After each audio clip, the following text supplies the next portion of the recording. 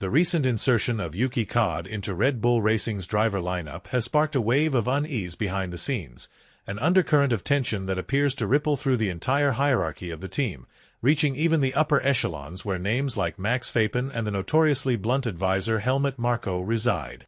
This shakeup wasn't just another casual swap of seats, it struck a nerve within the team, and the response, or rather the eerie lack thereof, has only intensified the speculation surrounding it.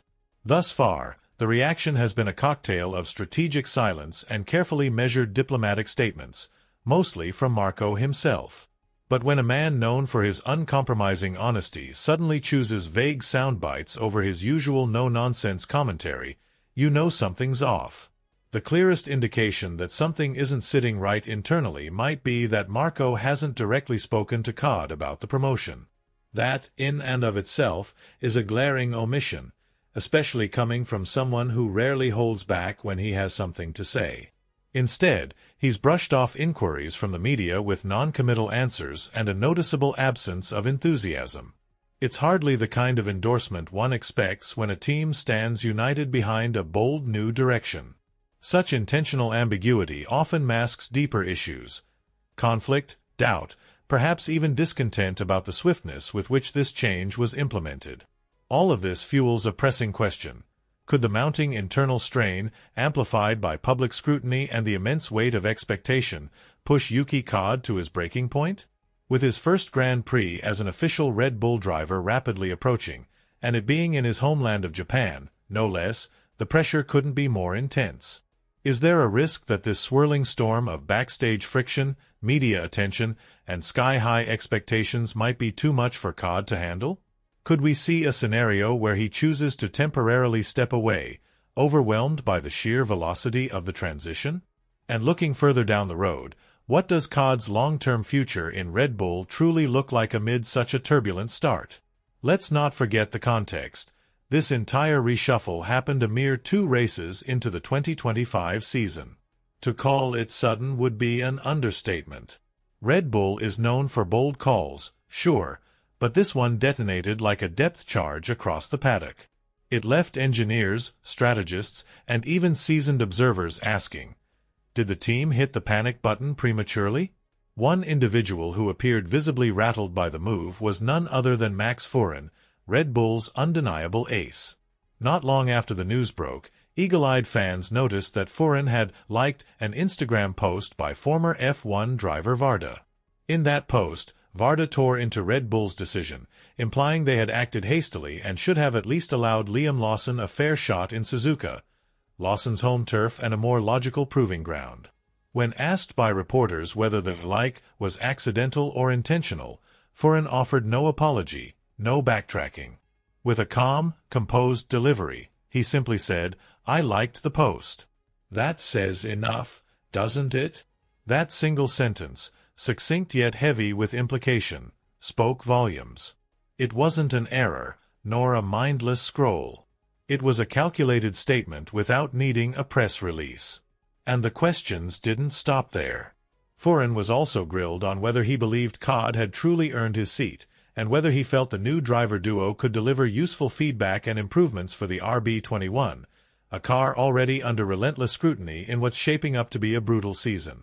His response was ambiguous, to say the least.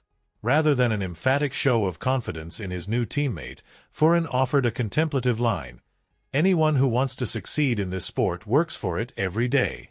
So yes, I believe everyone deserves a chance." Supportive on the surface, yes, but many weren't buying it. To some, it sounded like a vague platitude. To others, it echoed the same skepticism that had quietly bled through his social media interaction. And just when the moment seemed to be over, Fapen added, almost offhandedly, "I saw Yuki briefly yesterday. He's been spending a lot of time in the factory." Again, the words themselves weren't loaded, but the delivery, cold, detached. No emotional investment, no visible encouragement, no signs of excitement for this new chapter. It felt like a professional acknowledgement, nothing more. And that's where things get troubling. Is Red Bull's inner circle truly aligned on this decision? Or was it a rushed move driven by external pressure, marketing strategy, sponsor demands, or even internal political gamesmanship? Was COD promoted based on potential, convenience, or desperation to regain narrative control in an already chaotic season? Whatever the motivation, one thing is clear. Yuki COD now finds himself in the eye of a perfect storm. He's representing Red Bull, arguably the most scrutinized team on the grid, while carrying the burden of proving he belongs there, fast. In Formula One, raw talent is only part of the equation. Without full-throated support from your team, without the buy-in of your teammate, and without belief from the fanbase, it can all come crashing down, even for the most skilled driver. So now, all eyes turn to Suzuka. COD's home race will either be his moment of redemption or the beginning of an unraveling. If he falters under the spotlight and pressure, Red Bull may find itself spiraling into yet another self-inflicted crisis. But if COD rises to the occasion, if he silences the doubters with results, then this rocky start might just become the first chapter in a far more remarkable story. Time, and the next few races, will reveal the truth. As for whether Furin or Marco will ever fully embrace COD as a teammate, that's a different question entirely. Because in the ruthless world of F1, there's no room for hesitation, and absolutely no guarantee of a second chance. And as Furin himself put it, with a tone that was more challenge than reassurance, it's not up to me to help him fit in. He's got to find his own path through this madness.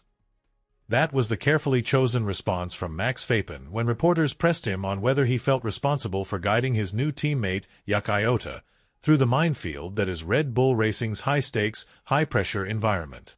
Beyond that brief remark, Max offered nothing more. No elaboration, no reassurance. Just a purposeful silence that, ironically, spoke volumes in the chaotic atmosphere currently simmering behind the scenes at Red Bull. As things stand, the four-time world champion finds himself walking a tightrope, balancing somewhere between public diplomacy and private dissatisfaction. And while Max may be measured in his statements, it's the deafening quiet from Helmut Marko that truly captures the depth of this internal unease. Known throughout the paddock for his brutal honesty and zero-filter approach, Marko has, rather conspicuously, avoided publicly acknowledging Yukiota's elevation to the main team. And while there may be official tweets and PR-crafted interviews dripping with optimism, the reality behind the curtain seems far less harmonious. Marko's body language, his refusal to engage directly, and his near-ghost-like absence from any interaction with the Japanese driver paint a picture of deep-seated reluctance, if not outright disapproval. This isn't the Helmut Marko we're used to. Traditionally, he's front and center when promoting young talent, often taking personal interest in their journey. From F3 to AlphaTauri, now Racing Bulls, Yuki always had Marko's voice in his ear. This time, radio silence. No congratulatory call, not even a text. Nothing. For a team that should be laser-focused on optimizing the RB21, closing performance gaps, and restoring the aura of technical superiority Red Bull once wielded like a sword, energy is instead being siphoned away in a frantic search for a miracle. A driver who can transform that cursed second seat into a legitimate threat. Someone who can tame the unpredictable RB21 and give Max Fapen the wingman he needs. Because let's be honest, no matter how gifted Max is, even he can't carry the weight of a championship campaign alone. The team desperately needs both cars in sync, generating data, pushing development, and squeezing every last drop of performance from a car that still behaves more like a prototype than a title contender. But when the root of the problem lies not in the driver lineup, but in the car's core architecture, swapping drivers 2 races into the season doesn't solve anything. It just adds chaos, more instability. And worse yet, it turns the garage into a media circus. Still, that decision is now cemented in history. The gamble has been made. Yukiota Kota is officially a Red Bull driver and has until the end of the 2025 campaign to prove that he's not just a fill-in, but the rightful occupant of that second seat. The stakes? Astronomical. Despite Marko's scattered public endorsements across social platforms and post-race interviews, there's a curious absence that's hard to ignore. The two men, mentor and driver, have not spoken directly. Not once. Not even a private chat. Their first interaction is now poised to happen under the blinding lights of Suzuka, Yuki's home race, where the pressure will be suffocating, the audience massive, and the expectations sky-high.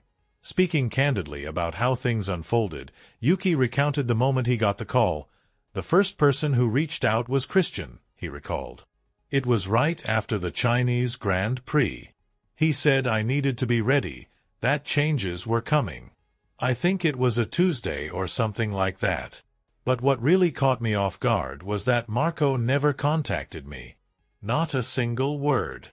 And that's weird. For Yuki, who's grown used to Marco's hands-on mentorship, the silence was jarring. He was always involved, always direct. Even when the conversations were tough, he was there. This time, nothing. I don't know if he's just busy or if something deeper is going on, Yuki admitted. I'm looking forward to seeing him in Suzuka, just to see how he reacts. We've always had a decent relationship. I just hope that hasn't changed. Whether Marco's detachment is due to other priorities or is a calculated display of dissatisfaction remains a mystery. But one thing becomes increasingly evident. His loyalty lies, perhaps exclusively, with Max.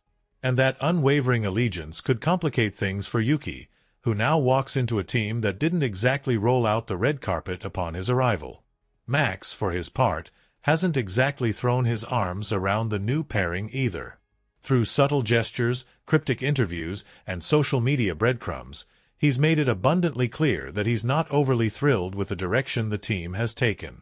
Red Bull, in essence, has become a one-man army, every hope pinned on Max's shoulders while the other seat turns into a revolving door of drivers, auditioning under immense pressure, each hoping to finally break the second-seat curse. Unless Yuki can rewrite that narrative. To his credit, Yuki doesn't shy away from the task. If anything, he embraces it. He's not here just to score a few points.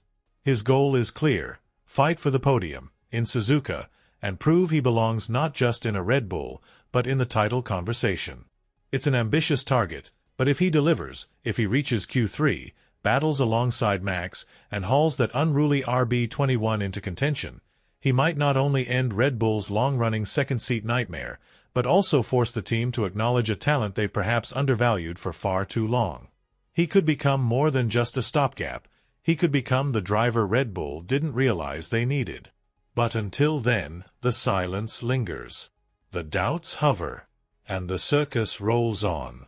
Let there be no illusion about it. Yukiota Kota is standing at the edge of a cliff, and the pressure bearing down on him is overwhelming. If he fails to meet expectations in the coming months, if the early excitement fades into mediocrity and the points don't show up on the board, then the consequences will be immediate and brutal. High-profile teams like Cadillac, which once saw Yuki as a potential pillar for their future in Formula One, will begin to lose interest. His stock could plummet in an instant. When asked if he feels the crushing weight of this situation, Yuki kept his cool. He spoke calmly, with a relaxed demeanor, noting that the pressure is a natural part of the sport once you're in the car. But outside of it, he claimed to feel oddly at ease, reminiscent of his earlier days at Racing Bulls. On his first morning as a Red Bull driver, the thing most on his mind wasn't strategy or setup, it was breakfast. That quiet composure might seem casual, but beneath it lies a very sharp understanding of the massive gamble he's just stepped into. Looking back at Yuki's first two races of 2025 with Racing Bulls, one can't help but feel a sense of sympathy. He wasn't outpaced by talent or raw speed. Instead, his performance was derailed by poor strategic decisions, mistimed pit stops, questionable tire calls, and wasted laps in traffic. All of it combined to sabotage what could have been a much stronger start to his season. Now, he has something rare in Formula One, a second shot. But he knows he can't afford to waste it. There is no room for error anymore. In this world of rapid results and zero patience, you either deliver or you're replaced. Suzuka is approaching, and it won't be just another event. It's his home race. And it will serve as the first real test of whether he can carry the Red Bull colors with pride and performance. The Racing Bulls team, restructured and now operating under Red Bull's full technical umbrella, always had the tools to shake up the midfield. They had the raw pace, the technical foundation, and flashes of strategic brilliance. But constant missteps and poorly managed weekends kept them from ever converting that potential into something meaningful. They came close, yet always fell short, leaving a frustrating legacy of almosts and what-ifs. But that chapter might now be closed. With Yuki in the seat and the full backing of Red Bull behind them, there is a renewed sense of hope. No longer is it just about survival in the midfield. Now it's about evolution, about climbing up the grid, about unlocking the full potential of the RB21. One of the most encouraging signs lies in Yuki's early simulator work with the car. The feedback from those sessions has been nothing short of impressive.